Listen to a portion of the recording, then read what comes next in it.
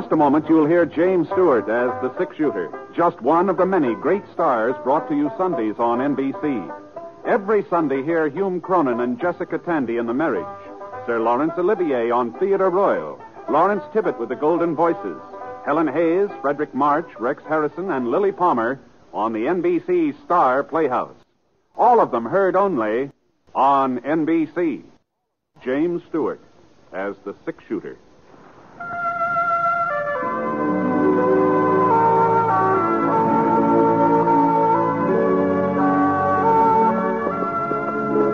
The man in the saddle is angular and long-legged. His skin is sun-dyed brown.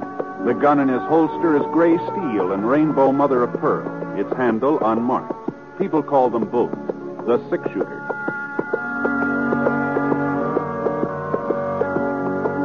The NBC Radio Network presents James Stewart as the Six Shooter, a transcribed series of radio dramas based on the life of Britt Ponsett, the Texas plainsman who wandered through the Western Territories, leaving behind a trail of still-remembered legends.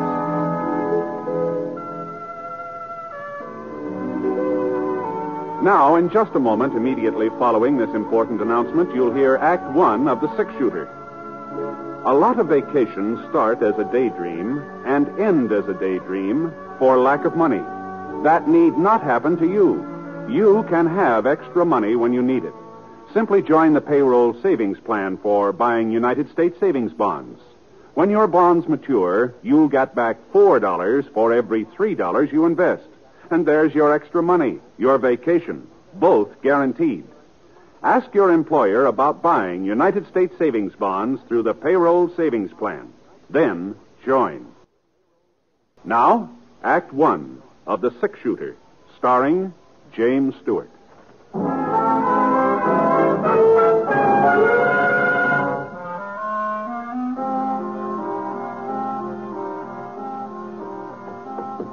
The rain had stopped, but the wind still carried slivers of moisture that cut into the boy's face as he rode along the edge of the creek.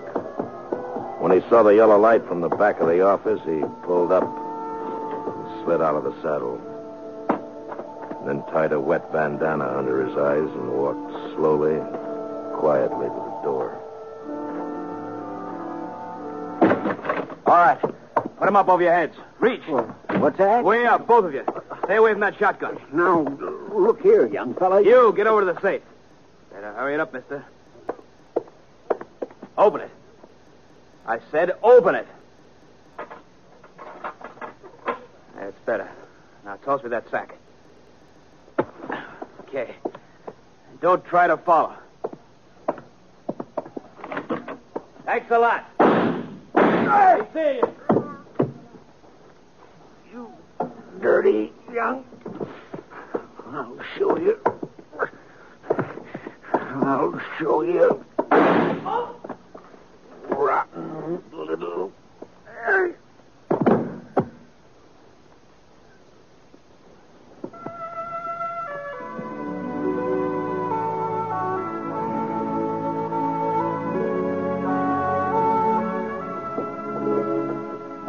I hadn't figured on going through Clay City.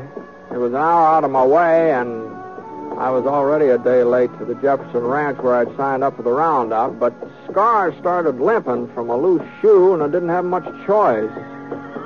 So we had to head to the nearest blacksmith shop, so we turned north.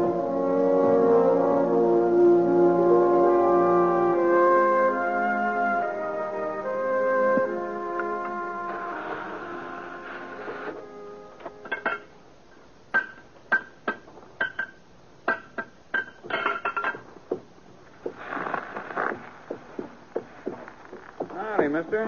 What's the trouble? Well, the horse is losing a shoe here. Let's have a look. Raise it up, fella. Come on, boy. Yeah, that's split, mister. He needs a new one. Okay, boy. Can you take care of it, you think? Sure. Bring him over here. Say, what happened to Red? Fella used to own this shop. Oh, he went to Nevada chasing silver. I bought him out a few months ago. Is that so? Ah. You know, you don't look very much like a blacksmith. I'm stronger than I look. Heavier, too. Yes, sir. Well, what do you think I weigh, mister? Oh, I don't know. Hey, why don't you take a guess? Say 120? 30? Oh, well, not more than that, I wouldn't say. You a betting man, mister? Sometimes, yeah. All right. I say I weigh over 130. And if I don't, you get the new shoe for nothing. But if I do, you pay me double. What do you say? Well, now, you got a set of scales? Don't need no scales. What do you say, mister? Is it a bet? Don't seem to be no way of proving it, though. All you got to do is lift me up. You look like a man who can judge weight. What do you say? Okay. All right, it's a bet. All right, mister. Just heist me. If you don't think I weigh more than 130, the shoe is free. Come on, heist me up. I haven't ever tried to judge a man's weight before, but well, here we go. Wow. Yeah. Oh, I'll be doggone. Yes, sir. I'm packed solid, mister. Real solid. Oh, you're packed tighter than a steer. You must weigh 150. You see what I tell you? 158.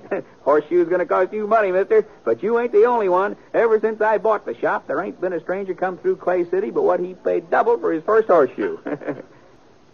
You ain't sore, mister? Oh, no, I'm not.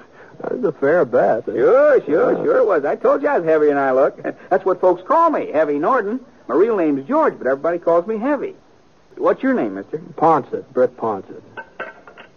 Fellow they call a Six Shooter? Well, doggone it, I've heard about you, mister. I sure heard about you. Well, I sure have. Would have recognized you, too, if I'd have noticed your gun. Sure is fancy, ain't it? Say, do you mind showing it to me? No. Here, catch it. Oh, that's real fancy. Just like Sheriff Scofield said. And you know something? He says he seen you fire 6 shots with it while Whitey Jackson was getting off his first bullet. That time down at Eagle. Yeah, well, the sheriff kind of likes to build up a story, you know. Well, he swears it's the truth. Well, here's your gun, Mr. Fawcett. Thanks. Sure. You was mighty quick in getting into Clay City. How'd you hear about it so fast? Hear about what? Why, the holdup at the Fargo station last night. Ain't that why you come? No, I was heading past town. Turned off because Scar got a loose shoe. Well, now, ain't that a coincidence? Fellow holds up the Fargo office, kills one man, maybe 2, gets away with $5,000, and 12 hours later you ride into town. You got any idea who did it? No, sir, not a single solitary one from what I hear. Like I say, the deputy agent was dead when they found him. Other fellow, Fred Wilmer, a friend of his, got shot up pretty bad. Ain't done no talking yet. Doc says maybe he never will. I see. Wow.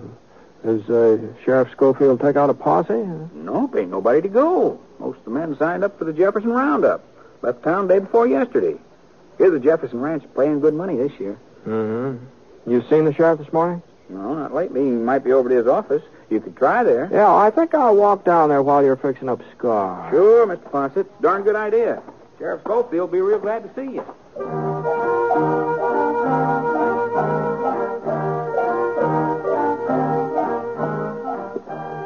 A couple of doors this side of the sheriff's office, I saw the Wells Fargo sign nailed up next to the window. The place wasn't locked, so I went inside. One of the chairs was upset, and there were some damp stains on the floor. The cast iron safe against the wall was standing wide open, so I kicked it shut. And then I went out in the back stoop. There was some more blood on the steps, and then just red mud. Right at the edge, I saw the hoof prints. They trailed off the side of the creek, and whoever made them had headed west. I let one knee down into the mud and looked at the prints real close. The horse had been wearing one shoe different from the other 3. A sharp rock must have cut into it somewhere or another. Not enough to split it, but just enough so that the print left a sort of a jagged line, like fancy handwriting. You find something, Britt? Huh? Oh, hello, Sheriff. I was just heading out your way. Yeah, I just saw Heavy. He told me he was in town. Did you find something? I don't know. Did you see these hoof prints? Yeah. Well, Don't mean nothing. Trail gives out a mile or so down the creek at the fork. Uh-huh. Uh-huh. Has Clay City had any other trouble lately, Ed? No, not a bit. I guess any town's got to expect a hold-up once in a while. Well, I heard it was more than that. Yeah, that's right. Fred Wilmer able to talk yet? I'm afraid not. Doc said he'd let me know first time he come around. Took him out to his ranch on the other side of town. You been out to see him since last night? There wasn't no reason. Well, it might be a good idea to be there just in case. I thought maybe I ought to stick in town. Well, it don't look like anything more is going to happen here. Why don't I'll get Scar and meet you out at Fred's place, huh? I can handle this alone, Britt. Well, sure. I was just offering to keep you company, Ed. I'll meet you there.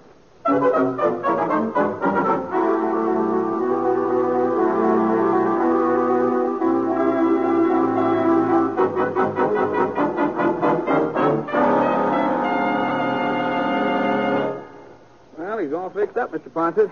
Tied him up around the side so he'd be in the shade. Well, thanks very much. Mighty fine horse you got there, too. You find Sheriff Scofield? I told him you was in town. Yeah, I found him. Figure out anything? No, not so far. You will.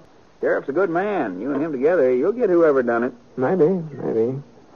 Say, you're the only blacksmith around here, aren't you, Heavy? Yeah, only one for 40 miles, yes, sir. Did you ever see a horse with a shoe that's got one jagged edge, left hind leg? A lot of shoes got jagged edges, Mr. Ponset. Yeah, I know, but now let's see here. See, I'll try to show you what I mean. I'm not much of an artist, but it looks something like this. Mm-hmm. It's sort of like that. Yeah. Seems to me I did see a shoe like that just the other day. Well, sure. I remember. Told me I ought to get a new one for it. Ben Scofield, that's who it was, just the other day. Ben? That's right, Sheriff's kid. You know him, don't you, Mr. Ponset? Sure. Well, I haven't seen Ben for a couple of years, though. Well, sir, you wouldn't recognize him if you saw him now. That boy just sort of growed up overnight. Yeah.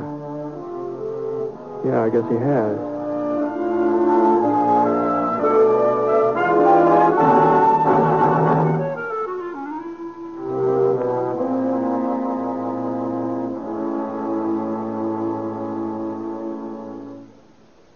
We'll return to James Stewart as the Six Shooter in just a moment.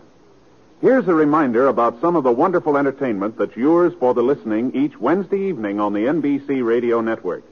There's comedy for everyone when you set your dial to NBC for such programs as You Bet Your Life with Groucho Marx and The Great Gildersleeve starring Willard Waterman. The Great Gildersleeve provides 30 minutes of top-flight entertainment that your whole family will enjoy. Then, when it's time for Groucho Marx, watch out. Groucho throws a mean ad lib, and there's a barb at the end of every one of them. Listen and laugh as this Marksman trades quips with his contestants from the studio audience. It's a riot of fun from top to bottom when Groucho Marx plays You Bet Your Life. Also on Wednesdays, listen to more quiz fun on Walk a Mile with your genial quizmaster, Bill Cullen. That's Wednesday night on the NBC Radio Network. Be sure to listen.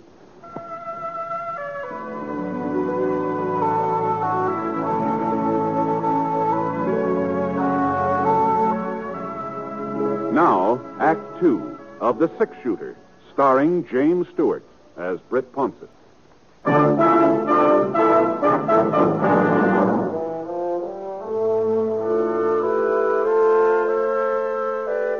It wasn't much of a ride, and Sheriff Scofield was sitting on Fred Wilmer's porch swing when I got there. He told me Doc was inside with Fred, so I squatted down on the stoop and waited. About half an hour later, Doc came out. Told us we could go inside and see Fred.